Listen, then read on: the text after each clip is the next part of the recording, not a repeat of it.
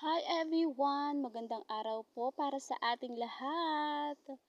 So, maganda na po ngayon yung sikat ng araw guys dito sa amin. Kasi kahapon at saka nung isang araw palaging umuulan dito sa amin guys. Kaya hindi kami makalabas. Yung mga gagawin namin sa labas ay hindi namin magawa guys. Gawa ng malakas talaga yung ulan dito sa amin.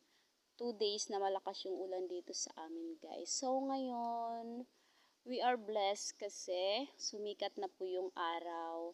At saka ayun na nga nakapanampay na po kami ng aming mga nilabahan damit.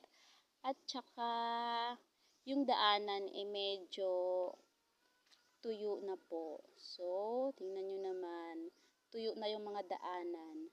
Pati yung kapitbahay namin guys, ayun, nakapanampay na din ng kanilang mga nilabahang damit. So, ilang araw kasi na palaging umuulan dito sa amin guys.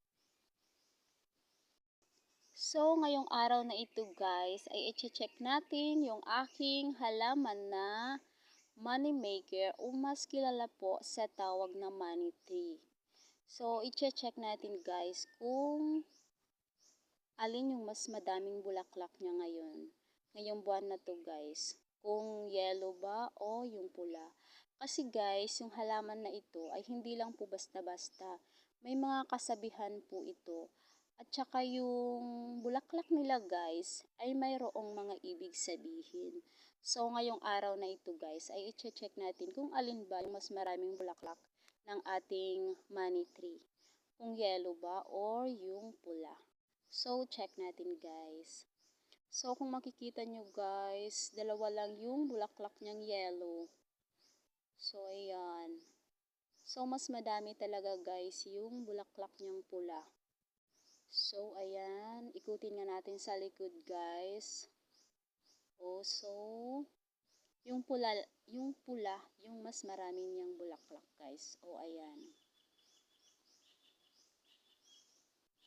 So, ang ibig sabihin kasi nito guys, kapag daw mas marami yung bulaklak na yellow, so ibig sabihin daw nun guys, ay may darating sa ating pera. May pera tayong darating kapag mas marami yung bulaklak na yellow guys. Pero kapag naman po pula, yung mas maraming bulaklak ng ating money tree, ang ibig sabihin daw po nun ay may mga oportunidad na darating sa atin, halimbawa trabaho, may darating na trabaho sa atin, magandang oportunidad na magkaroon tayo ng magandang trabaho, yun daw po ang ibig sabihin nun. Pero guys, hindi lang po ito basta-basta na itinatanim, yung money tree. Ano kasi to guys, may kasabihan daw na kapag yung money tree, magtatanim ka daw, dapat daw kusa itong ibinigay sa iyo. Yung punla o yung binhi ba na itatanim mo, kusa daw na ibinigay sa iyo yun. Mas effective daw yun. Yung hindi mo siya hiningi. Mas effective daw yun kapag kusang ibinigay sa iyo yung binhi na gusto mong itanim. So, yun daw yun guys. Ang mga iba naman kasi guys, lalo na dito sa aming lugar. Yung iba kasi guys, mas naniniwala sa kasabihan na yun na yun talaga yung ibig sabihin. Yung yellow, halimbawa mas marami yung yellow, may darating na pera. Halimbawa, mas marami yung bulaklak na pula, may darating na trabaho o kung ano man na mga oportunidad para sa inyo. So, mas naniniwala sila guys kasi na-proof na nila yun guys. At naano na nila na totoo yung ibig sabihin ng money tree.